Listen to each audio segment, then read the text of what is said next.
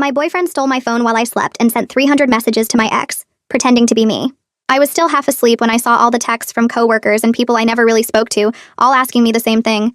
Is everything okay? My mom called me panicking. Honey, I love that you're enthusiastic, but did you really have to spam the book club group chat? My hands started to shake. Mom, let me call you back. I quickly hung up and checked my phone, but it only made me feel more panicked.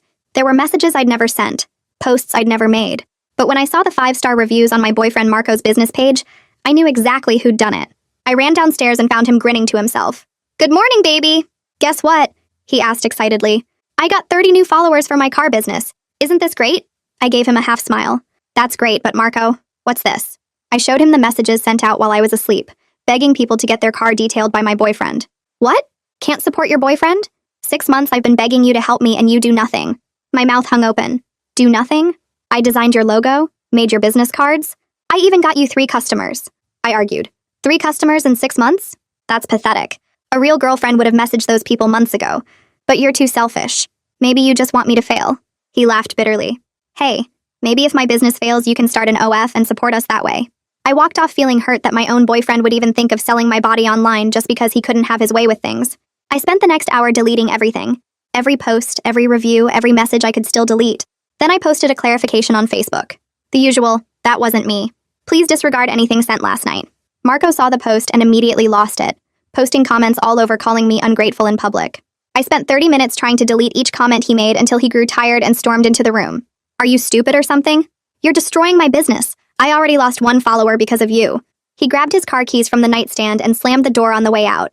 After that, I decided to change all my passwords, enable 2-factor authentication on everything.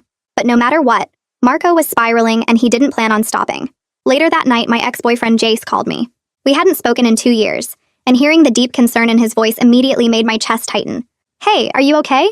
I'm here for you, you know. You can always vent to me when you need it. Just don't take your own life, he said gently. I froze. Take my own life? What are you even talking about?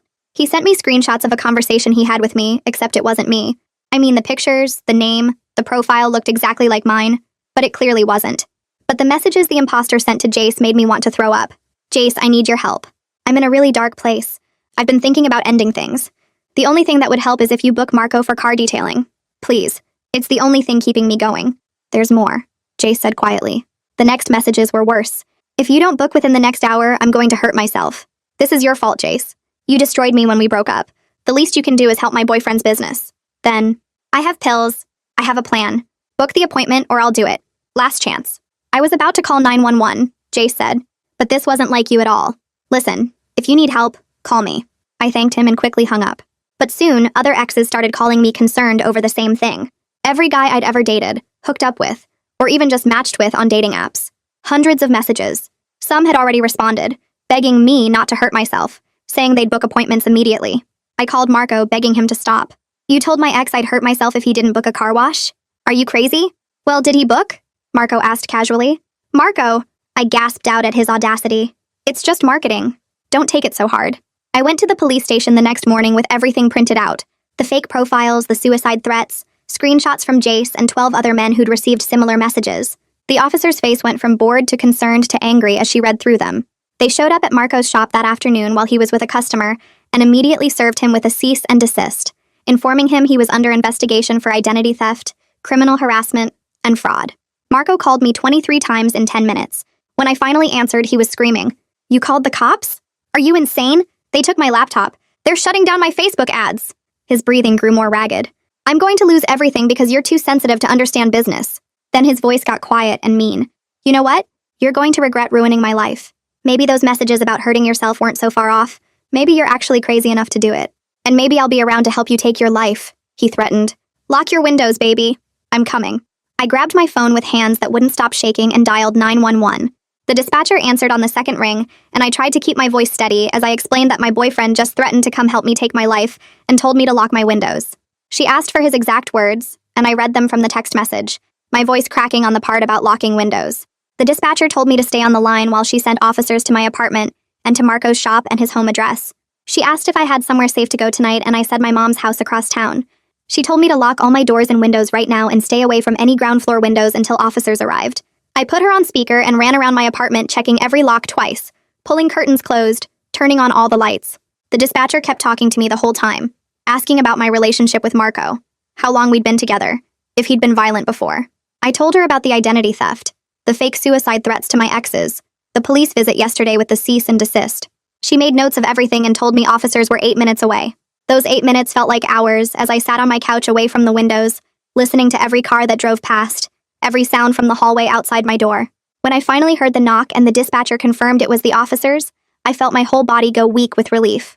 2 police cars were parked outside and Officer Ramirez came inside while her partner walked around the outside of my building checking the perimeter.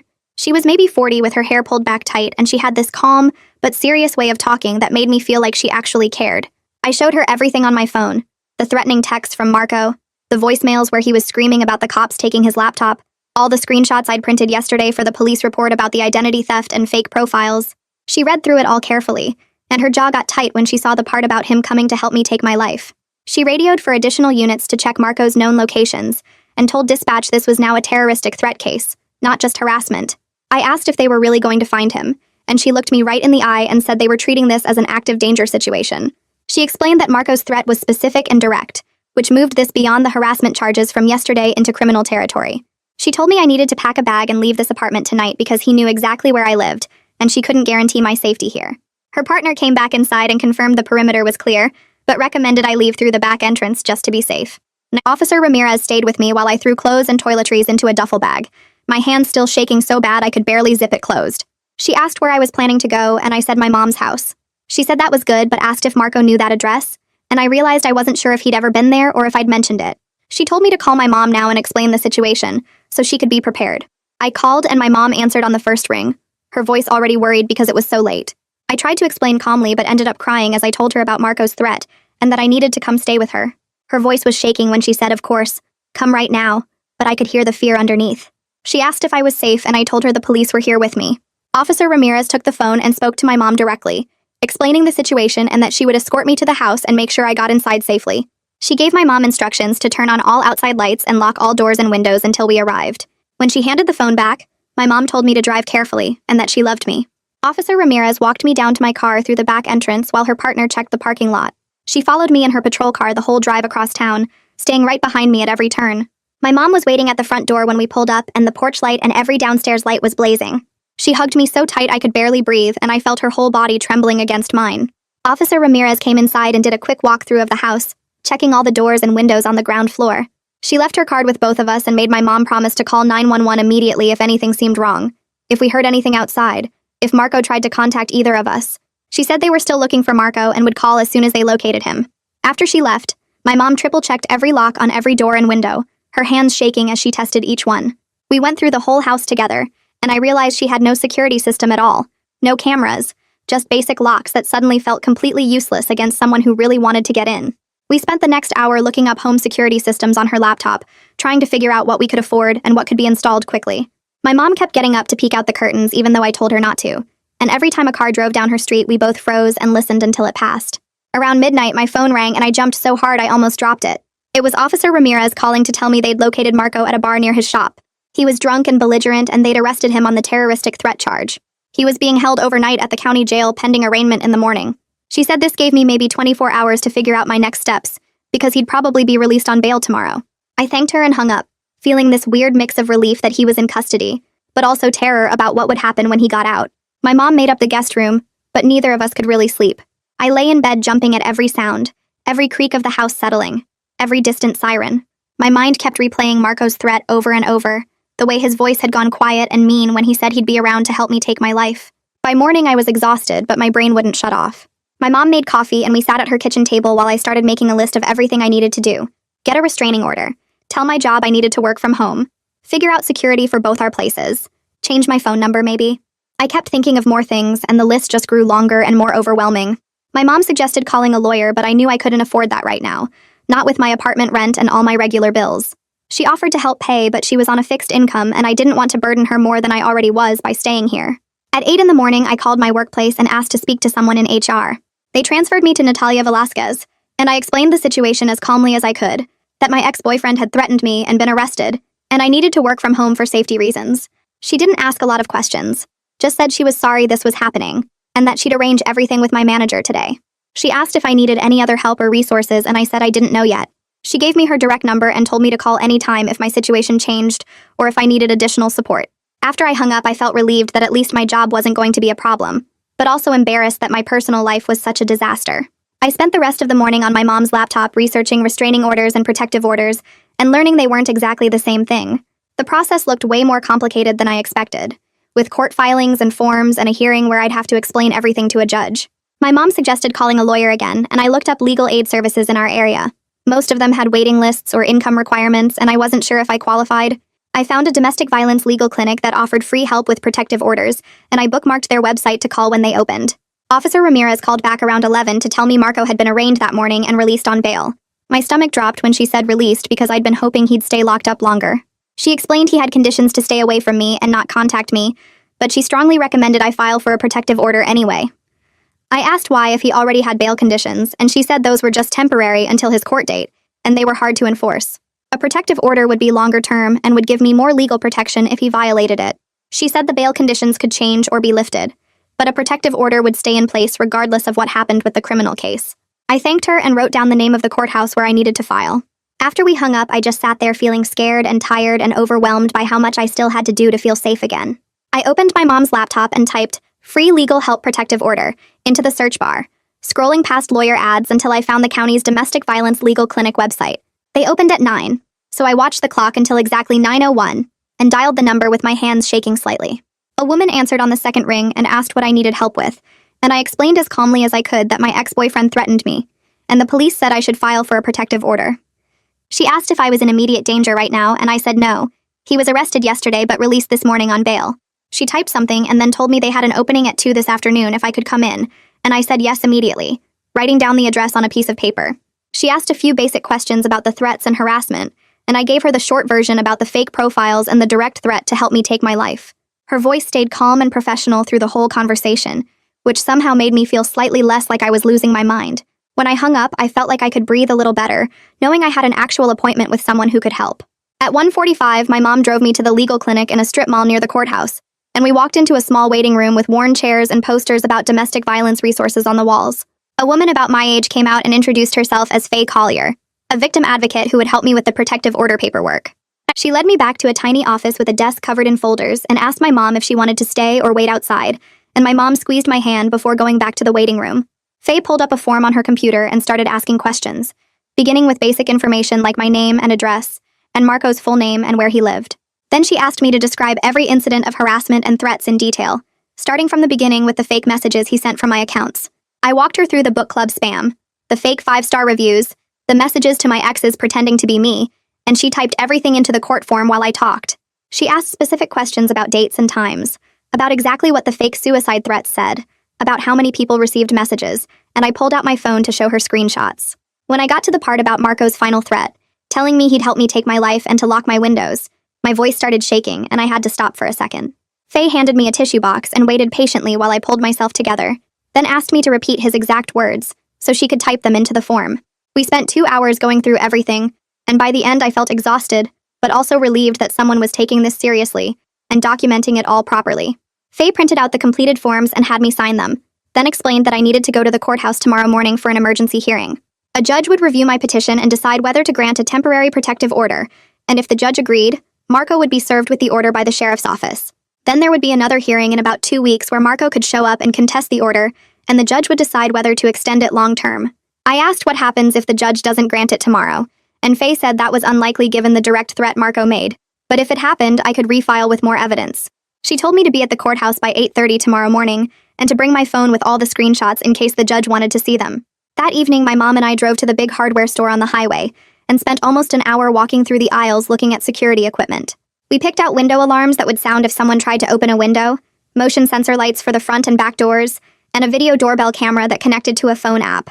The total came to almost $300, and my mom insisted on paying even though I tried to split it with her. Back at her house, we spent the next 3 hours installing everything, and I was grateful for the physical activity because it gave me something to focus on besides my anxiety. I drilled holes for the window sensors while my mom read the instructions out loud, and we tested each one to make sure the alarm actually worked. The motion lights were easier, just screwing them into the existing porch light fixtures and adjusting the sensitivity. The doorbell camera was the most complicated, requiring us to download an app and connect it to the Wi-Fi, But finally we got it working and could see the front porch on my mom's phone screen. By the time we finished, it was almost 9 at night and we were both exhausted, but the house felt more secure with all the new equipment. I sat on the couch and pulled out my phone to check my messages, and that's when I saw I had 15 notifications on Facebook. I opened the app and immediately felt sick when I saw Marco had posted a long rant on his business page. He wrote that I was a crazy ex-girlfriend who made up lies to get him arrested and ruin his business, that the police found nothing wrong and released him, and that I was vindictive and mentally unstable. The post had already gotten 30 comments, including several from mutual acquaintances asking what was really going on and whether they should be concerned. Someone wrote that they always thought I seemed nice and this was shocking, and another person said there are 2 sides to every story. I wanted to respond and defend myself, but I knew that would just make things worse and turn our private nightmare into even more public drama. My phone buzzed with a text from Jace asking if I was okay and saying he saw Marco's post. I stared at the message for a minute, feeling weird that my ex-boyfriend was checking on me during my current relationship disaster, but also grateful that someone believed me and cared enough to reach out. I texted back a brief thanks and said I was handling it, trying to keep boundaries even though part of me wanted to vent everything to someone who would understand. He replied that he was here if I needed anything, and I just sent back a thumbs-up emoji before putting my phone away. The next morning, I barely slept, getting up at 6 to shower and try to make myself look presentable for court. My mom drove me to the courthouse and we found parking in the crowded lot, then walked through security and found the protective order office on the 2nd floor. Faye was already waiting in the hallway, and she led me to a room full of people sitting in plastic chairs, some with advocates like Faye, and some alone. Everyone looked exhausted and scared, some with papers clutched in their hands and some just staring at the floor. I realized this was just a regular Tuesday for the court system, that they handled these cases constantly, and this room was probably full every single day. We sat down and Faye reviewed my paperwork one more time, reminding me to speak clearly and stick to the facts when the judge asked questions. At 9:15, a clerk came out and started calling names and people went through a door one by one, some coming back out 10 minutes later looking relieved or upset. Finally, the clerk called my name and Faye walked with me into a small courtroom where a judge sat behind a tall desk. The clerk directed me to stand at a podium with a microphone, and the judge looked at me over her reading glasses and asked me to state my name and why I was seeking a protective order. My voice shook as I started explaining about Marco using my accounts to send fake messages, about the suicide threats he sent to my exes trying to force them to book his services, and finally about his direct threat that he would help me take my life and told me to lock my windows. The judge listened with a serious expression, occasionally looking down at the paperwork in front of her, and when I finished, she asked if I had evidence of these threats. I pulled out my phone and showed her the screenshots, and she leaned forward to look at them carefully. She asked a few questions about when the threats occurred and whether Marco had contacted me since his arrest, and I explained that he posted about me on social media last night calling me crazy and vindictive. The judge nodded and made some notes, then said that based on the evidence I presented, she was granting a temporary protective order effective immediately. She explained that the order prohibited Marco from contacting me directly or indirectly, coming within 500 feet of me or my mom's house, and posting about me on social media. The threat he made was specific and credible enough to warrant protection, she said, and the order would remain in effect pending a hearing in 2 weeks where Marco could contest it if he chose. I felt my shoulders relax slightly hearing those words, and I thanked the judge before walking back out to the hallway where my mom was waiting. Faye met us outside the courtroom and explained that now the sheriff's office had to serve Marco with the order, which might take a few days depending on when they could locate him. Until he was officially served with the paperwork, the order wasn't technically enforceable, which meant if he showed up at my mom's house right now, the police couldn't arrest him just for violating the order. That gap in protection scared me. But Faye said the sheriff's office usually served these orders within 48 hours, and I should call them this afternoon to check on the status. She reminded me to document any contact Marco made, and to call the police immediately if he violated the order once it was served. I walked out of the courthouse with the signed order in my hand, feeling like I'd accomplished something important, but also knowing this was just the beginning of a long process. Back at my mom's house, I set up my laptop at her dining room table and opened my work email for the first time in 3 days. There were 47 unread messages, and I stared at them feeling completely overwhelmed. I clicked on the first one, something about a client deliverable due next week, and read the same sentence 4 times without understanding what it said. My brain kept jumping to Marco, to the protective order sitting in my bag, to whether the sheriff had found him yet to serve the papers. I forced myself to respond to 3 emails before my phone rang, and I saw it was Natalia from HR. She asked how I was holding up and whether I had everything I needed to work remotely, and I told her I was managing even though I felt like I was failing at my job. She said the company understood I was dealing with a difficult situation, and not to worry about productivity right now, just focus on staying safe and doing what I could. After we hung up, I felt grateful, but also guilty, like I was letting everyone down by not being able to concentrate on spreadsheets when my life was falling apart. I spent the rest of the afternoon pretending to work while actually refreshing my email every 5 minutes to see if the sheriff's office had contacted me about serving Marco. 2 days went by with no word about whether Marco had been served with the protective order, and the waiting made me feel like I was losing my mind. Every time a car drove down my mom's street, I jumped up and looked out the window to make sure it wasn't his truck. I started recognizing the neighbors' vehicles, the mail carrier's schedule, the delivery drivers who came regularly, and anything unfamiliar sent my heart racing. My mom noticed me pacing and checking the locks constantly, and she started doing it too, both of us trapped in this anxious routine. At night, I lay awake listening to every sound outside, convinced I heard footsteps or car doors closing, and I'd get up to peek through the curtains at the empty street. I was getting maybe 3 or 4 hours of sleep each night, and I could feel it affecting everything from my work performance to my ability to think clearly. On the third morning, I called the sheriff's office to ask about the status of serving the order, and they said they were still trying to locate Marco at his business address. The uncertainty was almost worse than knowing he'd been served, because until that happened, the protective order meant nothing, and he could show up anywhere without consequences. My phone rang while I was staring blankly at a spreadsheet, and an unfamiliar number appeared on the screen. I answered cautiously, and a woman introduced herself as Detective Torres from the police department, saying she'd been assigned to investigate the identity theft and harassment case. Her voice was calm and professional, and she explained that she wanted to meet with me to go through all the evidence in detail so she could build the strongest possible case. I felt a surge of relief that someone was actually taking this seriously and working on it, not just filing it away as another report. We scheduled a meeting for tomorrow afternoon at the police station, and she told me to bring my laptop, phone, and any other devices Marco might have accessed, along with printed copies of everything if I had them. After hanging up, I spent the rest of the day organizing all my screenshots into folders by category, fake profiles in one, messages to exes in another, business reviews, and posts in a third. I wanted to make sure Detective Torres had everything she needed to see the full scope of what Marco had done. That night, my mom and I were sitting in the living room with all the curtains closed when she suddenly said she was scared having me stay here. Her voice shook a little as she asked what would happen if Marco figured out where she lived and came here looking for me. I felt terrible hearing the fear in her voice, knowing I'd brought this danger to her doorstep just by being her daughter. I apologized and said I could try to find somewhere else to stay, maybe a hotel or something, but she immediately backtracked and said no. She wanted me here where she could keep an eye on me. We talked through our safety plan again, confirming that all the windows had the new alarms, the motion lights were working, and we both had the police non-emergency number saved in our phones. She made me promise that if anything felt wrong or if I saw Marco anywhere near the house, I'd call the police immediately without hesitation. I promised, and we sat there in silence for a while, both of us hyper-aware of every sound outside. I hated that Marco had made my mom afraid in her own home, that his threats had spread this fear beyond just me to the people I loved. The next afternoon, I drove to the police station with my laptop bag full of evidence and my stomach tight with nerves. Detective Torres met me in a small interview room, and she was probably in her 40s with short dark hair and a no-nonsense expression that made me feel like she'd seen everything before. I set up my laptop on the table between us and started showing her everything, beginning with the fake profiles Marco had created using my photos and information. She leaned forward to look at the screen, asking questions about when I first discovered them and how I knew it was him. I showed her the messages he'd sent to Jace and my other exes, the fake suicide threats, the attempts to force them to book his car detailing services. She took photos of each screen with her phone, zooming in on specific details, and I could see her expression getting more serious as she went through everything. When I showed her the business reviews and the posts he'd made on my Facebook, she asked if I had screenshots of the comments he'd left calling me ungrateful and crazy.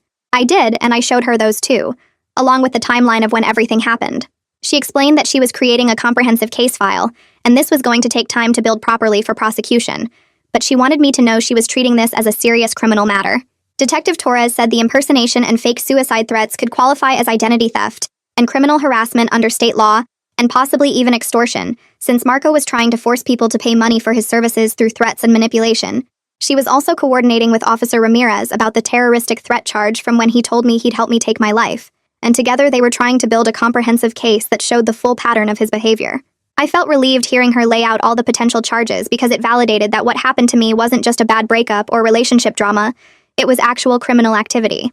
She asked if I'd noticed any other suspicious activity on my accounts, or if Marco had tried to contact me since his arrest, and I told her about changing all my passwords and enabling two-factor authentication. She said that was smart, and I should keep monitoring everything closely, because people like Marco often escalate their behavior when they feel they're losing control. The way she said it made me nervous because it implied he might try something else, but at least I knew she understood the situation and was taking it seriously.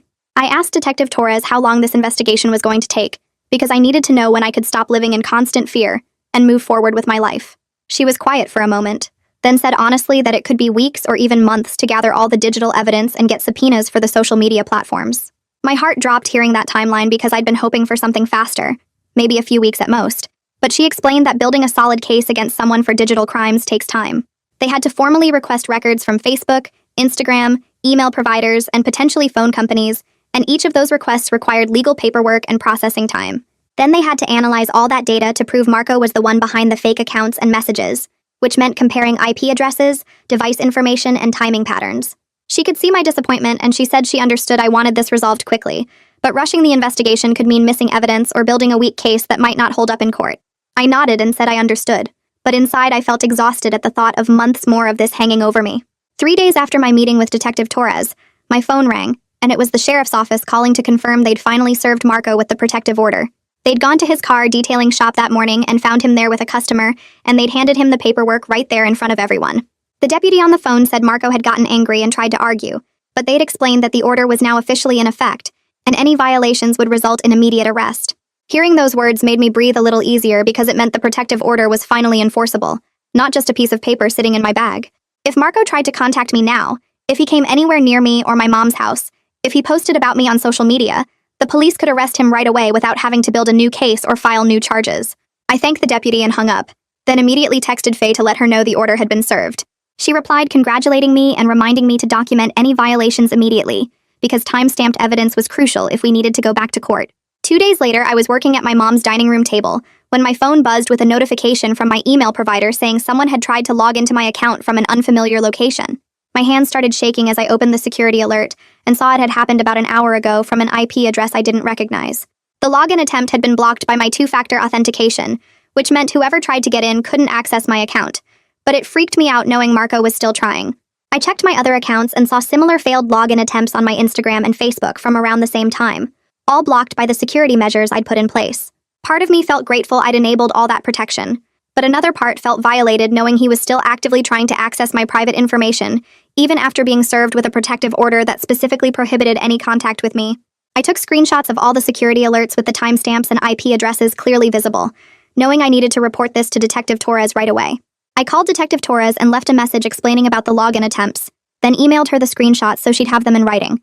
She called me back within an hour and said she was adding this to the case file as a possible protective order violation, since attempting to access my accounts could be considered indirect contact.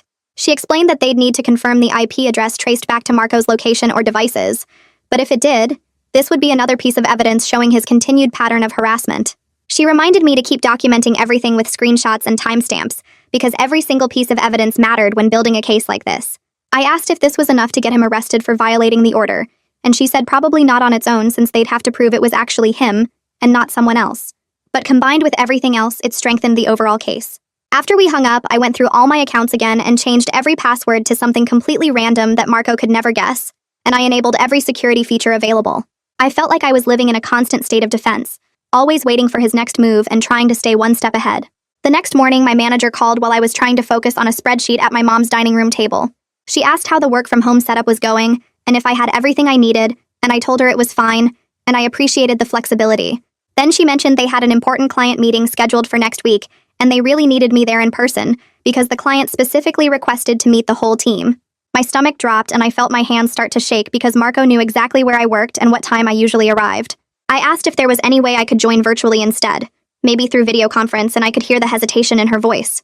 She said she'd have to check with the client, but it might not look professional to have one team member remote when everyone else was there. After we hung up, I sat staring at my laptop screen feeling panicked about the thought of being at my regular office building where Marco could easily find me. I called Natalia from HR and explained the situation, reminding her about the protective order and Marco's threats, and she immediately understood. She told me she'd handle it and coordinate with my manager to make sure I could participate remotely, and that my safety took priority over any client preferences. Within 2 hours, Natalia called back to confirm she'd arranged for me to join the client meeting via video conference, and had explained to my manager that my current situation required workplace flexibility. I felt relieved but also embarrassed that my personal crisis was affecting my professional reputation and making me seem difficult or high maintenance. I thanked Natalia and tried to get back to work, but I kept thinking about how Marco was still controlling my life even from a distance. That afternoon, I decided to look at my bank account and figure out my financial situation, because I'd been avoiding it for days. I opened my banking app and started going through my expenses from the past few weeks, and the numbers made me feel sick. Between taking time off work and reduced productivity, I'd lost almost a full week's pay. Then there were the costs I hadn't really added up before, like the security equipment for my mom's house that cost over $300, and the legal consultation fees that added another $200 even though the clinic was supposed to be free for the basic protective order help. I still had my apartment lease and rent was due in 5 days, but I hadn't been back there since the night Marco threatened me, and I was too scared to stay there alone. I was paying over $1,000 a month for a place I couldn't even live in, and that realization made me want to cry. I pulled up a calculator and tried to figure out if I could make next month's rent with my reduced income and all these new expenses, and the math didn't work. I sat there staring at the numbers and feeling like Marco had managed to destroy not just my sense of safety, but my financial stability too. My mom came in and found me looking stressed at the dining room table with my laptop open to my bank statements. She asked what was wrong, and I explained that I was going to struggle to make rent on my apartment and I didn't know what to do. She sat down next to me and suggested I could stay with her longer term, maybe even sublet my apartment to someone else so I wouldn't lose money every month on a place I wasn't using. Part of me knew that made sense financially, but another part of me hated the idea because it felt like I was running away and letting Marco control my life. I told her I didn't want to give up my apartment because that felt like admitting he'd won and driven me out of my own home. She pointed out that I wasn't staying there anyway, and it was just costing me money I didn't have, and staying somewhere safe wasn't the same as letting him win. I knew she was right, but it still made me angry that I had to make this choice at all. At the same time, I understood that going back to my apartment alone right now would be stupid and dangerous, especially since Marco knew exactly where I lived and had already threatened to come there. We talked through the options for almost an hour, and I finally agreed to start looking into subletting, even though the whole thing made me feel defeated. 3 days later, Faye from the legal clinic called to remind me about the protective order hearing that was scheduled in 10 days. She explained what to expect at the hearing, telling me that Marco had the right to contest the temporary order, and he might bring a lawyer to argue that I was exaggerating or lying about everything. She said I needed to be prepared to tell my whole story again in front of the judge, showing all the evidence and explaining why I needed the order to be made permanent for a full year. The thought of facing Marco in court made my chest tight and my breathing shallow, but Faye walked me through the process step by step. She told me the hearing would probably take about 2 hours, and I'd testify first. Then Marco or his lawyer could question me. Then he'd have a chance to present his side. She reminded me to bring all my printed evidence and my phone with the original screenshots, and to stay calm and factual when answering questions. She also warned me that Marco's lawyer might try to make me seem emotional or unstable, or like I was making false accusations to hurt his business. I asked her what I should do if that happened, and she said just stick to the facts and don't get defensive. Let the evidence speak for itself. After we hung up, I felt more anxious than before, but at least I knew what was coming. I spent the next week trying to maintain some kind of normalcy while working from my mom's dining room table and joining video calls with my coworkers. On camera, I smiled and acted like everything was fine, participating in meetings and giving project updates like I wasn't dealing with a stalking situation and court hearings. My coworkers didn't know the details of why I was working remotely, and I wanted to keep it that way to avoid becoming the subject of workplace gossip. A few people asked casually when I'd be back in the office, and I gave vague answers about having some personal stuff to deal with and needing flexibility for a while. It was exhausting pretending to be normal when my life felt like it was falling apart, but I didn't want my career to suffer any more than it already had. Every day I forced myself to log in on time, attend all my meetings, and complete my work assignments even though I could barely focus. At night, I'd collapse into bed at my mom's house feeling drained from the effort of keeping up appearances. Detective Torres called during my lunch break with an update about the investigation. She told me she'd been working with the tech team to trace the IP addresses used to create the fake profiles that sent messages to all my exes. She explained that they'd identified the IP address for several of the fake accounts, and it traced back to Marco's car detailing shop location. I felt a rush of satisfaction knowing there was actual proof connecting him to the harassment, but Detective Torres cautioned me that it wasn't definitive evidence he personally created the accounts. She said it just showed the accounts were created from his business location, which could theoretically have been someone else using his internet connection, but it was strong circumstantial evidence that supported the overall case. She told me she was documenting everything carefully and building a comprehensive file that showed a clear pattern of harassment and identity theft. The district attorney's office was reviewing the evidence to decide what criminal charges to file, and she expected they'd make a decision within the next few weeks. I thanked her for the update and asked if this information would help at my protective order hearing, and she said she'd make sure the prosecutor knew about it so they could mention it to the judge if needed. 3 days before the protective order hearing, I got an email notification from the court saying Marco's lawyer had filed a response to my petition. I opened the attachment with shaking hands and started reading his version of events. The letter claimed I was making false allegations to harm Marco's business reputation, and that I'd deliberately misinterpreted his messages to make them sound threatening.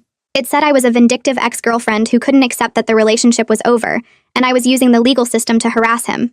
Reading his twisted version of what happened made me so angry I was physically shaking, and I had to put my phone down and walk away for a minute. Everything he wrote was either a complete lie or a manipulation of what actually happened. He claimed the messages to my exes were just creative marketing, and I'd overreacted because I was jealous of his business success. He said his text about helping me take my life was taken out of context, and he was just responding sarcastically to my threats to call the police on him. I called Faye immediately and read her parts of the letter, my voice shaking with anger. She listened calmly, and then told me this was completely typical defense strategy, that Marco's lawyer was doing exactly what she'd warned me about. She reminded me that I had screenshots and evidence and witness statements from people like Jace who received the fake messages, and the judge would see through Marco's lies. Faye scheduled a time for me to come to the legal clinic so she could help me prepare for the hearing.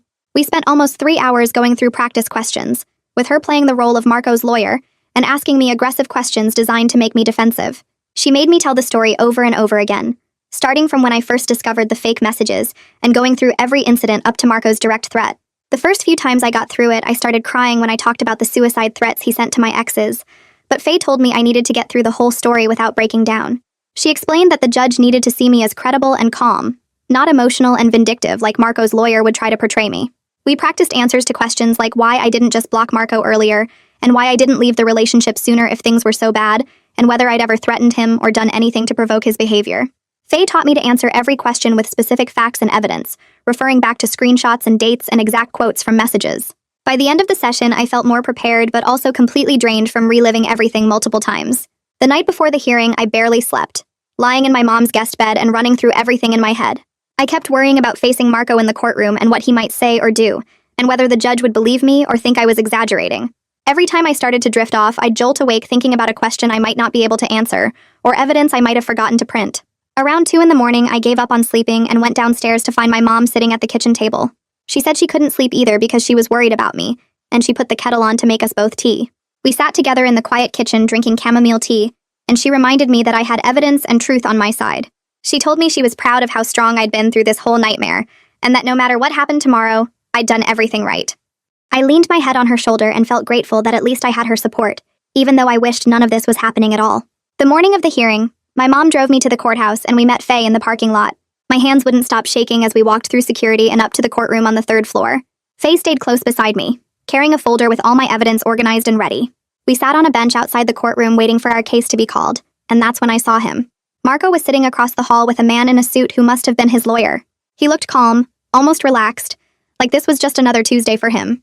His lawyer was talking to him quietly, and Marco nodded along, and seeing him act so normal made my stomach drop hard. I felt like I might actually throw up right there in the courthouse hallway. Faye must have noticed because she put her hand on my arm and leaned close. She reminded me to breathe, to focus on what I came here to do. I tried to take slow breaths, but my chest felt tight and my heart was pounding, so loud I thought everyone could hear it. Marco glanced over at me once and our eyes met for just a second before I looked away. That one look made me feel cold all over. The bailiff finally called my case and we all filed into the courtroom. The judge was already sitting at the bench, a woman probably in her 50s with gray hair pulled back. I sat at a table with Faye while Marco and his lawyer sat at another table on the opposite side. The hearing took almost 2 hours, and it felt like the longest 2 hours of my entire life. I had to testify first, standing at a podium and swearing to tell the truth with my hand on a Bible. The judge asked me to explain why I needed a protective order, and I started from the beginning. I told her about waking up to the fake messages, about Marco using my accounts without permission, about the fake profiles he created. I explained how he sent suicide threats to my exes pretending to be me, trying to force them to book his car detailing services. My voice shook when I got to the part about his final text message, the one where he said he'd help me take my life and told me to lock my windows. I pulled out my phone and showed the judge the screenshots, scrolling through message after message while she leaned forward to look at the screen. Then Marco's lawyer got to cross-examine me, and that part was awful. He asked me questions designed to make me sound crazy or vindictive. He asked why I didn't just block Marco earlier if I was so scared. He asked if we'd had arguments before, and if I'd ever done anything to upset Marco or hurt his business. He kept using phrases like normal relationship conflict and misunderstanding between partners, like what Marco did was just regular couple drama. He asked if I'd posted the Facebook clarification specifically to damage Marco's business reputation. He asked if I'd gone to the police as revenge for Marco criticizing my level of support for his company. I tried to stay calm and stick to the facts like Faye taught me. I answered every question by referring back to specific evidence, specific dates, exact quotes from the messages Marco sent. When the lawyer suggested I was overreacting, I pulled up the screenshot of the text where Marco threatened to help me take my life, and asked if that seemed like an overreaction to be scared of that. After I finished testifying, Marco had to take the stand. He sat in the witness chair looking serious and a little sad, like he was the victim here. He testified that he never threatened me at all. He claimed I misunderstood his texts and took them out of context. He said he was just frustrated about his business struggles, and I blew everything out of proportion. His lawyer asked him about the fake profiles, and Marco said he was just trying to market his business, and I'd refused to help him even though I was his girlfriend. He made it sound like creating fake accounts in my name was a reasonable business strategy that I should have supported. His lawyer argued that the protective order was unnecessary, and would actually harm Marco's livelihood, because it restricted his ability to use social media for his business. The lawyer said Marco needed social media to advertise and connect with customers, and the order would basically destroy his company. He painted me as someone trying to ruin Marco's life over a simple misunderstanding. The judge stayed quiet through most of the testimony, but I could see her taking notes. When Marco's lawyer finished, the judge looked directly at Marco and asked him to explain the text message, where he said he would help me take my life, and told me to lock my windows. The courtroom got very quiet. Marco shifted in his chair and said it was taken out of context. He claimed he was being sarcastic and didn't mean it literally. He said he was just venting his frustration, and I should have known he wasn't serious. The judge's expression changed when he said that. Her eyebrows went up slightly and she looked down at her notes for a long moment. She asked Marco if he understood how someone might interpret a message like that as a genuine threat. Marco said he guessed so, but insisted he never meant it that way. The judge asked if he thought it was appropriate to send a message like that even as sarcasm. Marco hesitated and then said probably not. Watching the judge's face, I felt a small spark of hope that maybe she actually saw through his excuses. After hearing all the testimony, the judge took about 5 minutes to review her notes. Then she looked up and said she was extending the protective order for 1 year. She said Marco's threats were credible, and his pattern of harassment was well documented in the evidence I provided. She listed out the terms of the order, that Marco couldn't contact me directly or indirectly, couldn't come within 500 feet of me or my mom's house, couldn't post about me on social media, and couldn't access any of my accounts or create fake profiles in my name. Then she looked straight at Marco and warned him that any violation of the order would result in immediate arrest and criminal contempt charges. She said she was taking this seriously because his behavior showed a concerning escalation, and she wanted to make sure I was protected. Her voice was firm when she said it, and Marco just sat there staring at the table in front of him. Walking out of the courthouse with the signed protective order in my hand felt like a huge victory. My legs were shaky from the adrenaline wearing off, but I also felt lighter somehow, like a weight had lifted. Faye walked out with me and my mom, and in the parking lot she reminded me that the order was only as good as enforcement. She explained that I needed to call the police immediately if Marco violated it in any way, even something small like a text message or social media post. She said I should continue documenting everything just in case, keeping records of any attempted contact or suspicious activity. She also reminded me that Marco might try to find ways around the order, like having friends contact me on his behalf or creating new fake accounts. I needed to stay alert and report anything that felt like it might be him. I thanked Faye for everything she'd done to help me, and she gave me her card again, telling me to call any time if I needed support or had questions. That evening back at my mom's house, I finally started to feel like maybe I could breathe a little. Maybe the worst was over. My mom ordered Chinese takeout to celebrate, and we sat on her couch eating lo mein and spring rolls. She put on a comedy movie, something light and silly that didn't require much thinking. For a few hours, I almost felt normal again. I laughed at the jokes and didn't think about Marco or protective orders or court hearings. My mom kept glancing over at me with this relieved smile, like she was happy to see me relaxing. We stayed up late watching 2 movies back to back, and I fell asleep on the couch around midnight. It was the first decent sleep I'd gotten in weeks. 2 weeks later, I was working at my mom's dining room table when Detective Torres called. She said she had important news about the case. The district attorney's office was filing criminal charges against Marco for identity theft, criminal harassment, and making terroristic threats. My hand froze on my laptop keyboard as she explained what this meant. There would be an arraignment soon where Marco would have to appear in court and enter a plea. If he pleaded not guilty, the case would move toward trial, and I might have to testify again. Detective Torres said the DA felt they had strong evidence for all 3 charges based on the fake profiles, the messages to my exes, and his direct threat. She walked me through the timeline, explaining that the arraignment would probably happen within a few weeks, and then there would be pre-trial hearings and motions before any actual trial. The news that there would be actual criminal charges made everything feel more real and more serious. Part of me was relieved that the system was taking this seriously, that Marco would face real consequences for what he did. But another part of me was exhausted at the thought of more court appearances and having to relive all of this again. I'd just finished one hearing, and now there was a whole criminal case ahead. Detective Torres must have heard something in my voice because she said she understood this was a lot to process. She reminded me that criminal cases often take months or even over a year to resolve completely. She said I should focus on staying safe and moving forward with my life while the legal system did its work. I thanked her for the update and sat at the dining room table for a long time after we hung up, staring at my laptop screen without really seeing it. A few days later, I got a call from the assistant district attorney assigned to the case. She wanted to meet with me to go over everything in detail and prepare me for what was coming. I drove to the DA's office downtown and met with her in a small conference room. She was probably in her late 30s, professional and thorough, with a folder full of documents about Marco's case. She explained each charge and what the prosecution would need to prove. For the identity theft charge, they had to show Marco knowingly used my personal information to impersonate me online. For the criminal harassment charge, they had to prove a pattern of behavior intended to frighten or intimidate me. For the terroristic threats charge, they had to show he made a specific threat that caused me reasonable fear for my safety. She walked through the evidence they had for each charge, the fake profiles, the messages, the screenshots, the testimony from Jace and other exes who received the fake suicide threats. Then she warned me that criminal cases can take months or even over a year to resolve. There would be multiple court dates, possible plea negotiations, and if it went to trial, I'd have to testify again in front of a jury. She asked if I was prepared for that timeline, and I said I didn't really have a choice. She nodded and said she'd keep me updated on every step of the process. A week later, I got the notice in my email that my apartment lease was up for renewal in 30 days, and I needed to decide whether to sign for another year. I stared at the email for a long time, doing the math in my head about rent I'd been paying for a place I hadn't slept in since the night Marco threatened me. My mom found me at the dining room table with a calculator and a bunch of bills spread out, and she sat down across from me without saying anything at first. I showed her the lease renewal notice and told her I was thinking about giving notice and officially moving in with her, at least for a while until I felt safe enough to live alone again. She reached across the table and squeezed my hand, saying she'd been hoping I would stay because having me here made her feel less worried about me being alone somewhere Marco could find me. We talked through the finances and agreed it made the most sense, even though part of me hated admitting that Marco had succeeded in driving me out of my own home. I sent the email to my landlord that afternoon giving my 30-day notice, and it felt like closing a door on the life I'd had before all this started. The following weekend, my mom came with me to pack up my apartment, and walking through the door felt strange after being away for over a month. Everything looked exactly how I'd left it. That night, I ran out with Officer Ramirez following behind me, my coffee mug still on the counter and my laptop charger plugged into the wall. We started in the bedroom, pulling clothes out of the closet and folding them into boxes, and my mom kept trying to make conversation to fill the silence, but I could barely respond. I found a shirt of Marco's shoved in the back of my drawer and I just threw it straight in the trash, not wanting any reminder of him in my new life.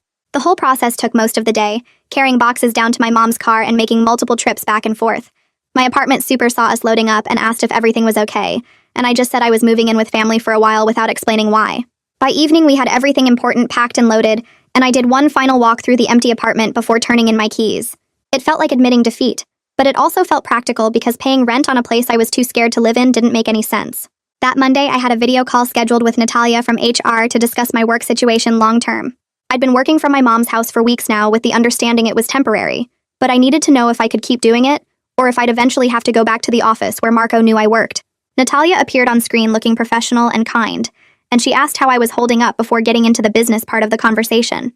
I explained that I still didn't feel safe going back to the office regularly because of the protective order situation and the ongoing criminal case, and I asked if there was any way to make the remote work arrangement permanent. She said she'd already talked to my manager, and they were willing to approve long-term work from home with quarterly visits to the office for essential meetings only. The relief I felt hearing that was huge because it meant I could keep my job and my income without putting myself in danger. She asked if I needed any other accommodations, or if there were any other ways the company could support me, and I thanked her for being so understanding, even though I knew some of my coworkers probably thought I was getting special treatment. 2 weeks after that conversation, Detective Torres called to tell me Marco's arraignment was scheduled for the next morning and asked if I wanted to attend. I said yes because I wanted to see him face the charges in person, even though the thought of being in the same room with him made my stomach hurt. The courthouse was busy when I arrived, and Detective Torres met me outside the courtroom to walk me through what would happen. She explained that arraignments are usually quick and procedural, just the defendant entering a plea and the judge setting conditions for release or trial. When they brought Marco in wearing regular clothes with his lawyer beside him, my hands started shaking and I had to grip the edge of the bench to steady myself. The judge read the charges out loud: identity theft, criminal harassment, and making terroristic threats, and asked how he pleaded. Marco's lawyer stood up and said not guilty to all charges in a confident voice that made me want to scream. The assistant DA I'd met with before stood up and argued that Marco should have strict bail conditions given the nature of the threats, and the judge agreed to keep the no-contact order in place and add electronic monitoring. The whole thing took maybe 15 minutes and then it was over, and Marco was walking out with his lawyer while I sat frozen in my seat. Detective Torres sat with me until I could stand up, and she reminded me that pleading not guilty was expected, and that most defendants do it initially before changing to a plea deal later, as the evidence piles up against them. After the arraignment, I realized I needed professional help dealing with the constant anxiety that had taken over my life. I called my insurance company and got a list of therapists in my network, then spent an hour reading reviews and checking availability before picking one who specialized in trauma. Her first available appointment was 3 days later, and when I showed up to her office, I felt nervous about talking to a stranger about everything that had happened. She was probably in her 50s with a calm way of speaking that immediately put me at ease, and she started by asking me to tell her why I'd come in. I explained the whole situation with Marco, the impersonation and threats and court cases, and how I couldn't sleep and jumped at every sound and felt like I was losing my mind. She listened without interrupting, and then told me that what I was experiencing was a completely normal trauma response to a serious threat, not me going crazy like I'd feared. She taught me some breathing exercises for when I started to panic, and explained how hypervigilance works, and why my body was stuck in fight or flight mode. By the end of the session, I felt like maybe I could learn to manage this instead of just suffering through it, and I scheduled weekly appointments going forward. A few days after my first therapy session, Faye called me from the legal clinic where she'd helped me with the protective order. She asked how I was doing and then told me about a support group that met weekly for people dealing with stalking and intimate partner harassment. The group was facilitated by her colleague and met at the community center on Thursday evenings, and she thought it might help me to connect with others who understood what I was going through. I felt nervous about going because I'd never been to any kind of support group before, and I didn't know if I wanted to share my story with strangers. But I also felt isolated and alone in this experience. Like nobody in my regular life could really understand the fear I was living with. I told Faye I'd think about it and then spent the next 2 days going back and forth before finally deciding to attend the next meeting. Thursday evening, I drove to the community center and found the room where the group met, and there were about 8 other people sitting in a circle of chairs. Everyone looked normal and regular, not like victims or broken people, and that somehow made me feel better about being there. The woman running the group introduced herself as Carol and explained that this was a safe space to share experiences and support each other without judgment. She had Faye's same last name, and I wondered if they were related, but I didn't ask because Carol was already asking if anyone wanted to share what brought them to group. A woman across from me started talking about her ex who wouldn't stop calling her workplace, and another person shared about someone following them home from the grocery store. When it was my turn, I gave a brief version of my situation with Marco, the impersonation and threats and ongoing court case, and everyone nodded like they understood exactly what I meant.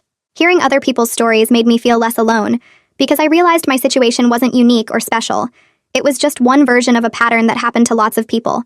Some of the stories were worse than mine, involving physical violence or years of stalking, and I felt almost guilty that my experience wasn't as bad. Carol noticed my expression and said that trauma isn't a competition, and everyone's fear is valid regardless of how it compares to others. By the end of the meeting, I knew I wanted to keep coming back because this was the only place where I didn't have to explain or justify why I was scared. The week started to blur together after that, following a routine of therapy on Tuesdays and support group on Thursdays with work filling the time in between. I was getting better at managing the anxiety and sleeping more than a few hours a night, though I still checked the locks multiple times before bed. My mom had stopped hovering over me constantly, and we'd settled into a comfortable living arrangement where we respected each other's space. 3 months after Marco's arrest, I was working at my laptop when my phone rang with a number I recognized as the district attorney's office. The assistant DA told me that Marco's lawyer had approached them about a possible plea deal, and Marco was willing to plead guilty to reduce charges in exchange for probation and mandatory counseling. He would avoid jail time but would get a criminal record and have to stay on probation for at least 2 years. She explained the details of the offer and asked what I thought about it, whether I wanted them to push for trial or accept the deal. I sat there holding the phone feeling completely torn about what to say. Part of me wanted Marco to face serious consequences and go to jail for what he'd done to me, wanted him to suffer the way he'd made me suffer. But another part of me was exhausted from months of court dates and police reports and living in fear, and I just wanted it to be over so I could move on with my life. The assistant DA seemed to sense my hesitation and explained that going to trial was risky and time-consuming, sometimes taking over a year to get a court date, and then requiring me to testify in front of a jury, while Marco's lawyer tried to tear apart my credibility. The plea deal guaranteed he would have a criminal record and be on probation with strict conditions, whereas a trial could result in him being found not guilty and walking away with nothing. She said I should take some time to think about it and talk it over with people I trusted before making a decision. I called my therapist and asked if I could have an emergency session to talk through the plea deal decision. She helped me work through my conflicting feelings, acknowledging that wanting justice and wanting peace were both valid, but might not be compatible in this situation. Then I called Gavin from Legal Aid, who had helped me organize evidence early on, and he gave me his practical legal perspective on the pros and cons of accepting versus rejecting the deal. After talking it through with both of them, I realized that what I wanted most was for Marco to stay away from me and get help, so he wouldn't do this to someone else. I called the assistant DA back and told her I was okay with the plea deal, as long as it included a requirement that Marco stay away from me permanently and complete a batterer's intervention program that specifically addressed his behavior. She said she would make sure those conditions were written into the plea agreement and would send me a copy to review before Marco signed it. The assistant DA called me 2 days later to confirm that Marco signed the plea agreement, and the hearing was scheduled for the following week. I felt this weird mix of relief and disappointment because part of me wanted him to face a jury and have everyone hear what he did, but another part just wanted it over so I could start rebuilding my life. The morning of the plea hearing, I got dressed in simple professional clothes and drove to the courthouse with my mom, who insisted on coming even though I told her she didn't have to. We sat in the back of the courtroom while the judge called several other cases first, and I watched Marco sit at the defense table with his lawyer looking smaller and quieter than I'd ever seen him. When they called his case, Marco stood before the judge and answered questions in a flat voice, admitting he was guilty of criminal harassment and making terroristic threats. The judge asked if he understood the terms of his probation, the community service hours, the mandatory counseling, and the restitution he owed me for therapy and security costs. Marco said yes to everything, though his jaw was tight and his hands were clenched at his sides. The whole hearing took maybe 15 minutes and then it was done. I didn't have to testify or face cross-examination or relive any of the details in front of strangers. Walking out of that courthouse, I felt like I could breathe a little deeper, like maybe the constant panic that had been sitting on my chest for months was finally starting to lift. My therapist told me during our next session that the hypervigilance and anxiety would fade gradually as time passed without new incidents, that my brain needed to learn I was actually safe now. I started looking at apartment listings online that same week, searching neighborhoods on the opposite side of town where Marco had never been and didn't know anyone. My mom supported the idea of me living independently again, but made me promise to get a good security system and check in with her every single day. I spent hours scrolling through listings, rejecting anything on the first floor or with easy access points, looking specifically for buildings with controlled entry and camera systems. 5 months after everything started with those fake messages to my coworkers, I found a small one-bedroom apartment in a quiet building with a doorbell camera, secured parking garage, and a super who actually seemed to care about tenant safety. Moving in felt like reclaiming something I'd lost, like proving to myself that Marco hadn't destroyed my ability to live my own life. I was careful not to post anything on social media about my new place, didn't update my address anywhere public, and only gave the location to my mom and a couple of trusted friends. My work performance reviews came back in early fall, and my manager commented on my resilience and professionalism during what she called a difficult personal situation. It felt good to know I'd managed to keep my career on track even while my personal life was complete chaos, that I hadn't let Marco ruin that part of my life too. At support group that week, I shared my story about getting through the legal process and finding a new place to live, and some of the newer members told me afterward that hearing it gave them hope. Carol pulled me aside after the meeting and mentioned that I might consider becoming a peer mentor once I felt ready, helping other people navigate what I'd gone through. The idea scared me a little because I still felt like I was barely holding it together some days, but it also felt meaningful to think I could help someone else feel less alone. I'm not going to pretend everything is perfect now because I still have moments where I hear a car door slam, and my heart starts racing. Still check my locks 3 times before bed. Still feel that spike of fear when my phone buzzes with an unknown number. I'm still rebuilding my sense of safety and learning to trust that Marco will actually follow his probation conditions and stay away from me. But I have a protective order that's good for another 7 months. Marco has a criminal record that will follow him forever. I have my own secure apartment, and a job that's been supportive, and I'm connected to people at support group who understand what I survived. I'm not the same person I was before all this started, before I woke up to those messages and realized my boyfriend had been impersonating me to manipulate people. I'm more cautious now, more aware of red flags, less willing to make excuses for behavior that makes me uncomfortable. But I'm also stronger than I thought I could be, more capable of advocating for myself and using the systems that exist to protect people like me. And I'm finally starting to believe that I'm going to be okay, that this won't define the rest of my life, that I can build something good and safe from here. Well, that's another story to add to my list of questionable decisions. If you're still here, you clearly have a tolerance for chaos. I respect that. Subscribe and let's keep this train wreck going.